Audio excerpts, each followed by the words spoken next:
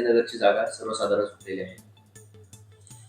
आज महानगरपालिकेच्या 29 महानगरपालिकेच्या आरक्षणाची सोडत झालेली आहे आणि मला वाटतं जी काय झाली ती योग्य प्रक्रिया करूनच झालेली आहे, म्हणून त्याच्यावर कोणतंही ऑब्जेक्शन ज्यांना घ्यायचं होतं त्यांनी त्यावेळेला घेतलंय, पण आणि त्यानुसार ज्यांनी सोडत काढली त्यांनी त्याची दखलही घेतली आणि तुम्ही पाहिलं असेल की 1-2 ठिकाणी त्याच्यामुळे चेंजेस सुद्धा झालेले आहेत. म्हणून आता आरक्षणावर जास्त बोलणं उचित ठरणार नाही. जे आरक्षण पडलंय त्या पद्धतीने त्या ठिकाणी महापौर बसेल. विजय वडेट्टीवार असे म्हणले अनेक ठिकाणचे आरक्षण सोडत फिक्स असून उभाटाने घेतलेले आक्षेप योग्य आहे असं त्यांचं म्हणणं. आरक्षण हे सगळं देखत निघत असतं. कसं या लोकांना काय झालेलं आहे, मनाप्रमाणे जे काही काम झालं नसेल तर त्याच्यात घोटाळा झाला, गडबड झाली.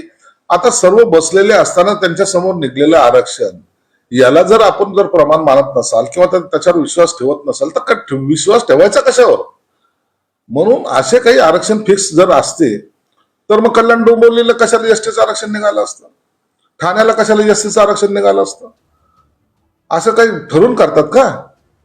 अनेक ठिकाणी एससी आरक्षण निघालं, अनेक ठिकाणी एसटी आरक्षण निघालं, काही ठिकाणी महिला आरक्षण निघालं, काही ठिकाणी पुरुष आरक्षण निघालं. या प्रत्येक समाजाला न्याय देण्याचा प्रक्रियेचा हा भाग असतो आणि मग जर प्रक्रियेच्या भागामध्ये जर आपण दरवेळेला जर ऑब्जेक्शनच घेत बसलो मग इतर समाजाला न्याय द्यायचाच नाही असं काही धोरण आहे का? काँग्रेसने आजपर्यंत प्रत्येक समाजाला वापरून घेतलेलं आहे आणि त्यांना असं वाटतं की आता हे जे काही सुटत ओढत निघेल ती सुद्धा काही आमच्या मर्जीनुसार व्हावी असं कधी घडत नसतं. जो नियम आहे तो सर्वांना सारखा आहे. घटना मानता ना तुम्ही, मग जर घटनेचा मान करत असाल तर त्या घटनेनुसार निघालेलं ते आरक्षण आहे आणि त्याचा सर्वांनी सन्मान केला पाहिजे.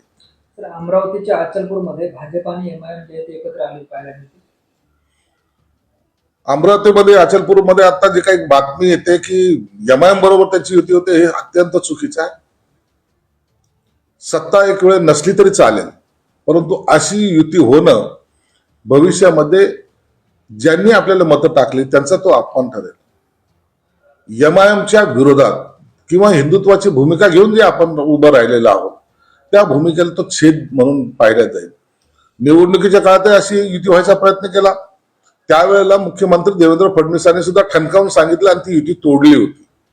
परंतु आता जर तशी युती होत असेल मला वाटतं हे पक्षासाठी योग्य नाही. लाईक, फॉलो आणि सबस्क्राईब करा.